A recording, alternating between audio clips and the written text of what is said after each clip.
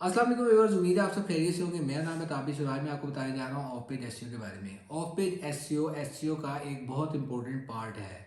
Of page SEO के बगैर आप रैंक नहीं कर सकते। जब तक आप अपनी वेबसाइट की पॉपुलैरिटी को इंक्रीज़ नहीं करेंगे, आपकी वेबसाइट रैंक नहीं करेगी। तो basically off page SEO is anything you do outside of your website to increase your ranking. आप अपनी वेबसाइट की प्रमोशन करते हैं, आप अपनी वेबसाइट की लिंकिंग करते हैं, आप अपनी वेबसाइट के वर्ड्स इंक्रीज करते हैं, बैकलिंक्स बनाते हैं, इसको ऑफ पेज एसईओ कहा जाता है। अब ऑफ पेज एसईओ कौन सी है, बहुत सेंसिटिव स्टेज है क्योंकि इस पे अगर आप स्पैमिंग करेंगे, अगर आप कोई भी जो सा है 2 नंबर टेक्निक इस्तेमाल करेंगे तो वो आपकी वेबसाइट गूगल बैन कर सकता है। और बहुत सी ऐसी वेबसाइट्स हैं, बहुत सी ऐसी एग्जांपल्स हैं जो नेगेटिव बैकलिंकिंग की वजह से, जो आप समझ लें कि स्पैमी काम करने की वजह से, स्पैमी ऑफ पेज की वजह से बैन हुई हैं। यानी हमने कोशिश करनी है कि हमने टोटली सेफ रह के ऑफ पेज एसईओ अपनी करनी है। अब ऑफ पेज एसईओ के जो एक मेन पार्ट है, आपने अपनी वेबसाइट के बैकलिंक्स बनाने हैं। अब बैकलिंक्स का मतलब है कि दूसरी वेबसाइट्स अपने कंटेंट के अंदर आपकी वेबसाइट को लिंक दें। लिंक्स कौन से हैं, वो मुख्तलिफ टाइप्स के होते हैं, डिफरेंट टाइप्स, हर तरह की टाइप है और हर टाइप को हम इस वीडियो में डिस्कस करेंगे। जोन सी टेक्निक्स जोन सी हैं वो प्रोहिबिटेड हैं, वो हम नहीं डिस्कस करेंगे क्योंकि मैं नहीं चाहूँगा कि मैं आपको कोई ऐसी टेक्निक बताऊँ जिस पे आप फॉलो करें और आपकी जो सी है वेबसाइट डी रैंक हो या गूगल उसको नेगेटिव जोन सा है वो कंसिडर करे।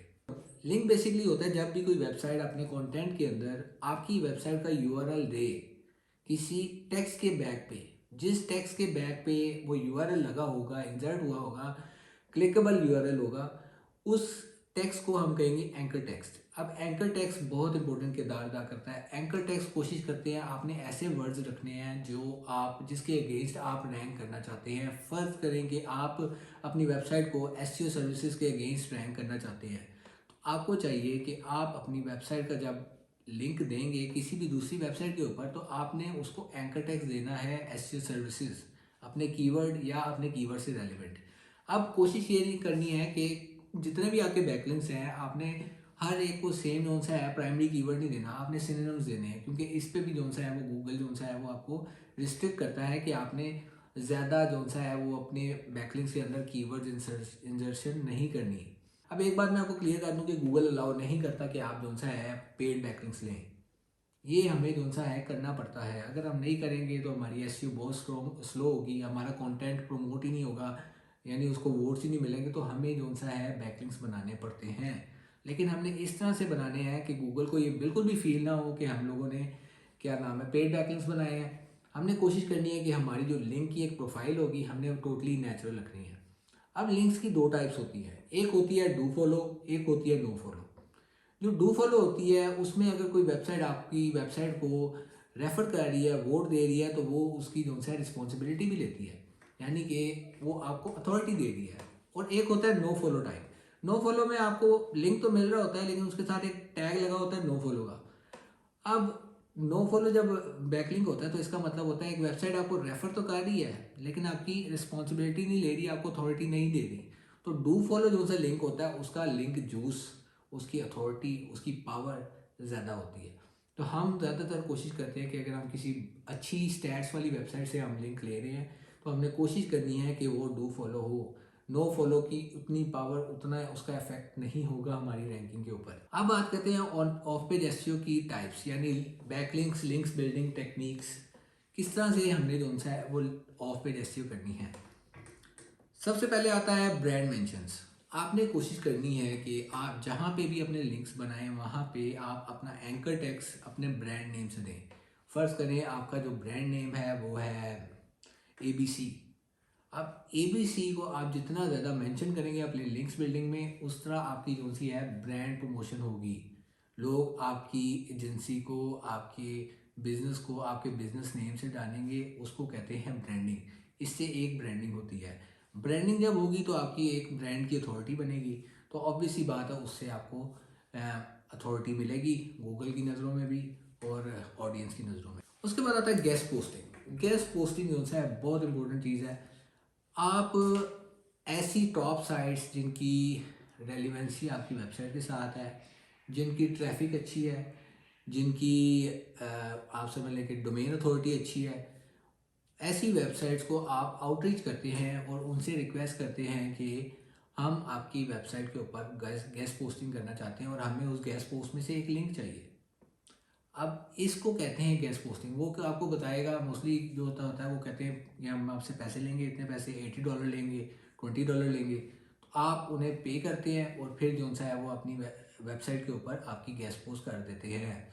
बहुत सी वेबसाइट ऐसी हैं जो फ्री में भी कर देती हैं, बहुत सी ऐसी हैं जो पेड करती हैं। मोस्टली जो सा है पेड ही आपको गेस्ट पोस्ट करके देंगी और इससे बहुत जल्दी जो सा है वो आपकी रैंकिंग इंक्रीज होती है। Guest posting one of the best way of ranking your website, ये बात याद रखनी है। और गेस्ट पोस्टिंग के मैं आपको एक टेम्पलेट भी दूंगा कि अगर आपने किसी को आउटरीच करना है तो आपने कौन सी ईमेल से करना है, क्या टेम्पलेट होना चाहिए, ये आपको डिस्क्रिप्शन में मिल जाएगी। अब बात आ जाती है बिजनेस लिस्टिंग। ऐसी बहुत सी बिजनेस वेबसाइट्स हैं जो आपको अलाउ करती हैं कि आप अपने बिजनेस को हमारी वेबसाइट के ऊपर लिस्ट करें। अब बिजनेस वेबसाइट्स ऐसी वेबसाइट्स होती हैं जो अपनी इन्वेंट्री के ऊपर, अपनी वेबसाइट के ऊपर डिफरेंट बिजनेसेस को लिस्ट करती हैं। अब लिस्ट करने से क्या फ़ायदा होता है कि एक पूरी डेटाबेस आपको मिल जाती है उस बिज़नेस से रिलेटेड। जो सा है जितनी भी इंफॉर्मेशन होती है, उनकी वेबसाइट, उनकी इमेजेस, उनके मेन्यूज़, उनकी प्राइसिंग, सब कुछ आपको ऐसी वेबसाइट्स के ऊपर मिलेगा। तो एक जो एग्जांपल मैं आपको देने जा रहा हूँ येल्प, इससे रिलेटेड और बहुत सी आपको बिजनेस साइट्स मिल जाएंगी। जब आप गूगल के ऊपर टाइप करेंगे टॉप बिजनेस लिस्टिंग साइट्स, तो आपको एक लिस्ट मिल जाएगी, आप उसके ऊपर अपने बिजनेस को लिस्ट कर सकते हैं। अब एक बात बहुत इंपॉर्टेंट है, रेलिवेंसी बहुत इंपॉर्टेंट है। अगर आप रेलिवेंट नहीं रहेंगे, इररेलिवेंट रहेंगे, तो फिर आप जो सा है ऑब्वियस सी बात है एक नेगेटिव इम्पैक्ट डालेंगे गूगल के ऊपर भी और कस्टमर के ऊपर भी। फ़र्ज़ करें कि एक जो सी है टेक से रिलेटेड जो सा बिजनेस लिस्टिंग साइट है आईटी सर्विसेज से। अब आपकी जो सी सर्विसेज हैं वो कोई लोकल सर्विसेज है, आपकी फूड रेस्टोरेंट की सर्विसेज है। अब आप अपना फूड का बिजनेस आप आईटी की लिस्टिंग पे कर देंगे तो ये एक नेगेटिव इम्पैक्ट जाएगा। ऐसी कोई भी प्रैक्टिस जिसमें गूगल को लगे कि हमने नेगेटिव एसईओ किया है, हमने वो नहीं करनी। आपने कोशिश करनी है, अगर आपका रेस्टोरेंट का बिजनेस है तो रेस्टोरेंट की वेबसाइट्स के ऊपर ही आपने जो सा है इनलिस्ट करना है अपनी वेबसाइट को, अपने बिजनेस को। अब ये एक एग्जांपल है yelp.com। yelp.com के ऊपर आप देख सकते हैं यहाँ पे डिफरेंट बिजनेसेस हैं। ये अब मैं आपको दिखाता हूँ।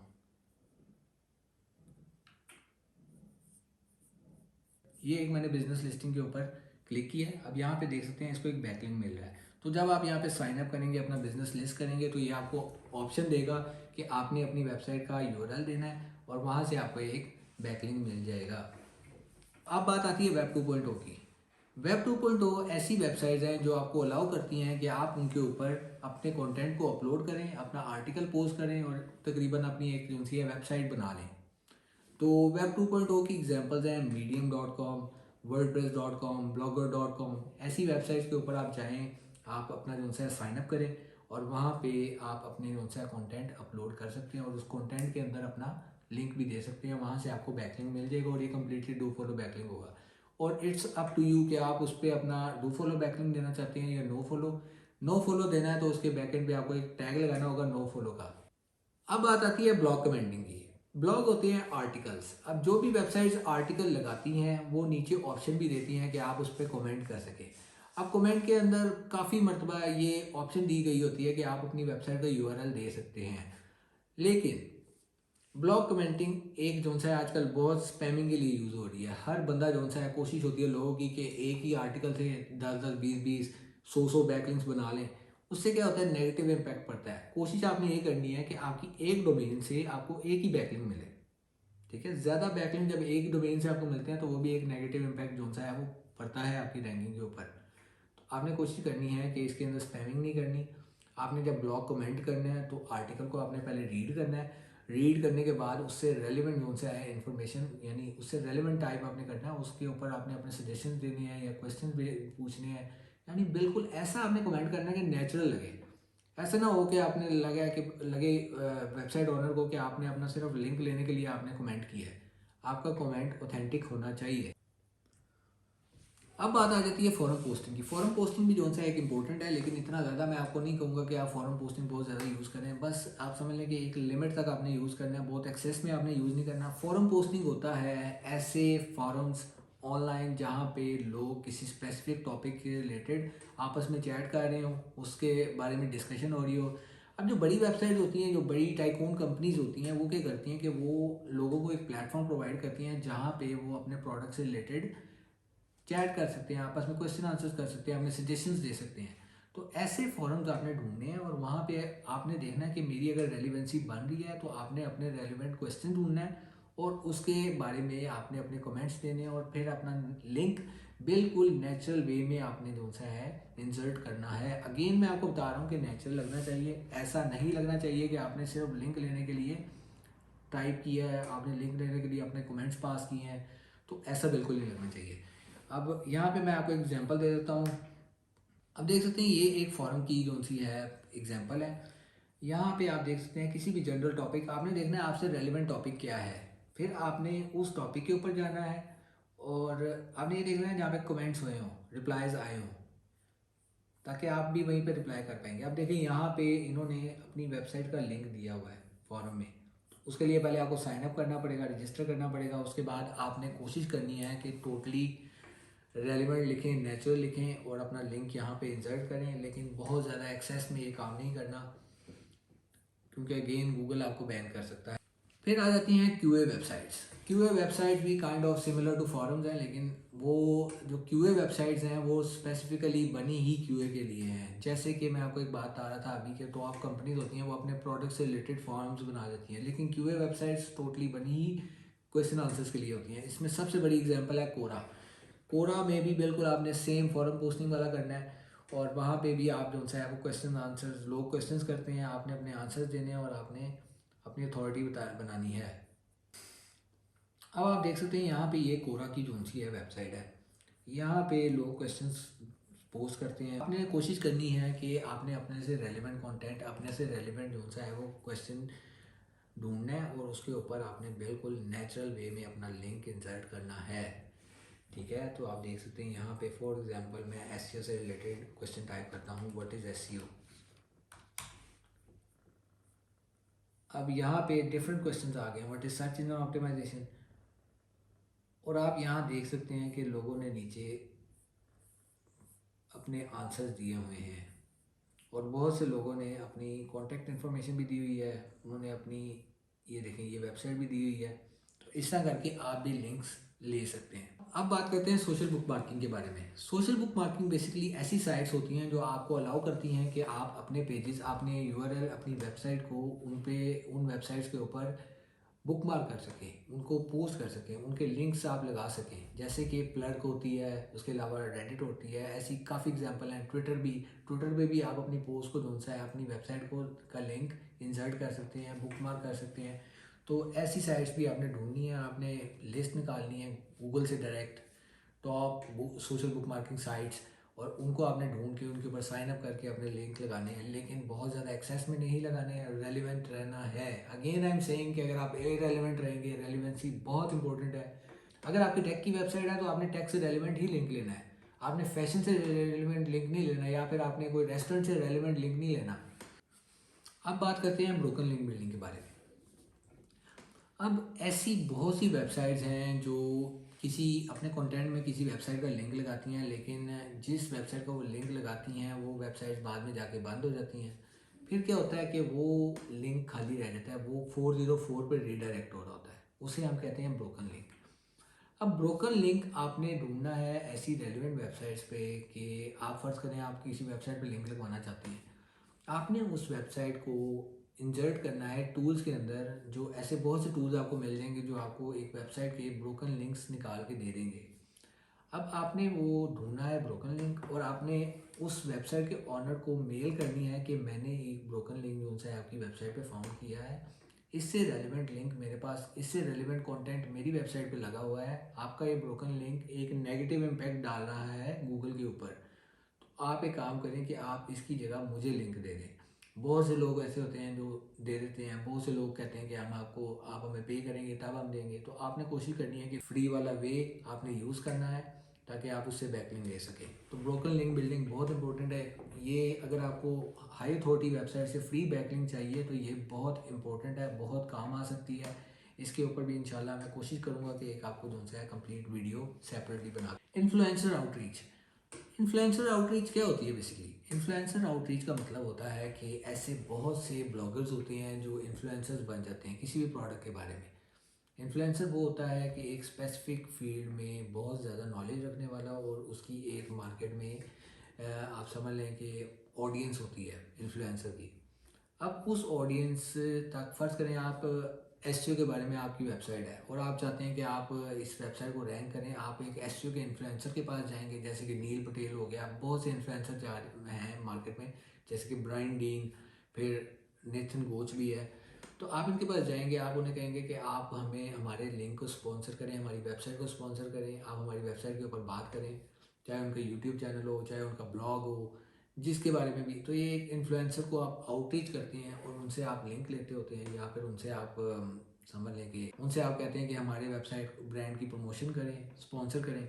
तो ये एक इन्फ्लुएंसर आउटरीच भी बहुत इंपॉर्टेंट जो है वो of page SEO technique. Author account, author account ये होता है कि बहुत सी ऐसी टॉप की वेबसाइट हैं जो कंट्रीब्यूटर्स के थ्रू जो है अपना कंटेंट लेती हैं, जैसे कि फोर्ब्स भी और एंटरप्रेन्योर, फिर आप समझ लें B2B business to community site, ऐसी बहुत सी साइट्स हैं जो कि आपको बिकम आ राइटर या राइट फॉर अस या फिर बिकम अ कंट्रीब्यूटर, इस तरह के उनके ऊपर बटन्स लगे होते हैं। उसके बाद कंट्रीब्यूटर बनने के बाद वो आपको कहती हैं कि आप हमारे लिए कंटेंट लिखें। जब आपका कंटेंट अप्रूव हो जाता है, आप उसके रेगुलर कंट्रीब्यूटर हो जाते हैं, तो आप फिर वहाँ से भी आप लिंक ले सकते हैं अपनी वेबसाइट के लिए।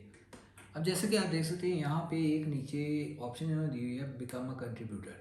बिकम अ कंट्रीब्यूटर का मतलब है कि आप उनको अपना कंटेंट प्रोवाइड करेंगे, अपने आर्टिकल्स प्रोवाइड करेंगे और वो आपके आर्टिकल्स अपनी वेबसाइट के ऊपर पोस्ट करेंगे। अब ज़्यादातर जो उनके ऊपर कंटेंट लिखा होता है वो कंट्रीब्यूटर्स का ही लिखा होता है, और ये कंट्रीब्यूटर बनने की कंप्लीट गाइड इन्होंने दी है, मेथड दिया हुआ है, आप इस तरह करके बन सकते हैं कंट्रीब्यूटर।